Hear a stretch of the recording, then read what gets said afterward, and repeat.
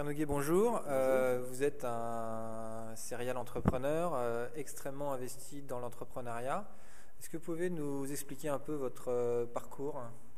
C'est un parcours d'entrepreneur. J'ai eu la chance très tôt de pouvoir créer avec des associés une entreprise dans un garage.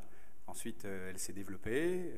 On a fait appel à du capital développement. Et puis ensuite, on a eu la chance de pouvoir faire un build-up, un regroupement de plusieurs entreprises et d'entrer en bourse sur le marché d'Alternex avec d'autres associés en 2006. Et ensuite, en 2008, j'ai eu la chance de pouvoir sortir de ces activités et puis ensuite d'entreprendre, d'investir et aujourd'hui d'avoir fondé un nouveau groupe qui s'appelle Ecosys Group et qui est spécialisé sur la réflexion autour de cette nouvelle économie circulaire dont on parle tous. Comment on va faire mieux avec moins de certaines choses, moins de gâchis, moins de dépenses inutiles et plus d'innovation, plus d'idées nouvelles pour construire une économie plus responsable. Alors, je vous vois dans beaucoup de manifestations liées à l'entrepreneuriat, comme les journées de l'entrepreneur et d'autres. Pourquoi cette envie de faire passer un message sur l'entrepreneuriat ? D'abord parce que j'ai eu la chance de cofonder les journées de l'entrepreneur. C'est une façon de redonner ce qu'on a reçu. Moi, je viens d'un milieu de fonctionnaires. Mon père était officier de marine. J'ai eu la chance de rencontrer des entrepreneurs qui m'ont accompagné sur ce parcours.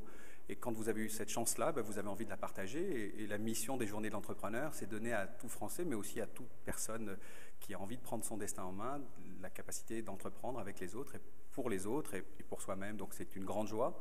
Et comme ce phénomène n'est pas que franco-français, comme vous le savez, les journées de l'entrepreneur a retrouvé d'autres entrepreneurs dans le monde entier. On s'est développé dans 100 pays dans le monde et effectivement, on va avoir cette année la chance d'accueillir le G20 IS des entrepreneurs, plus de 30 pays qui vont partager cette joie d'entreprendre. Et effectivement, on pense que c'est un élément extrêmement inspirationnel et inspirant. Alors, dans l'actualité de cette semaine, il y a eu un discours de Barack Obama concernant l'entrepreneuriat. Est-ce que vous avez un petit commentaire par rapport à ce qui a été dit Oui, je crois que quand on entreprend, on a toujours besoin d'être inspiré, pour ne pas dire aspiré.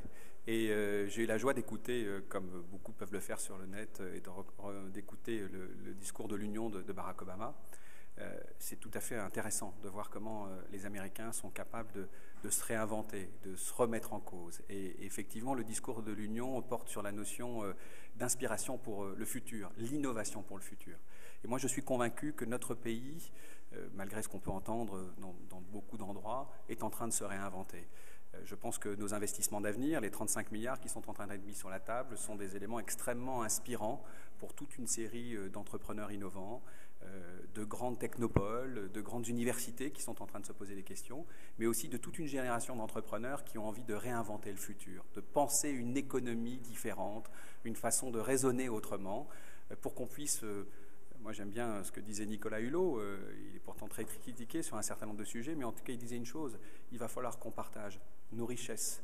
Et d'une manière ou d'une autre, ce ne sont pas simplement nos richesses financières, ce sont nos richesses intellectuelles, mais aussi qu'on préserve notre planète. Si on arrive à repenser notre économie dans cette logique-là, qui consiste à la fois à préserver notre planète et partager autrement nos richesses, pas simplement en France, mais dans le monde entier, je pense qu'on a beaucoup d'années de travail pour innover et trouver des solutions nouvelles sur tous ces sujets. Pierre Noguet, merci beaucoup.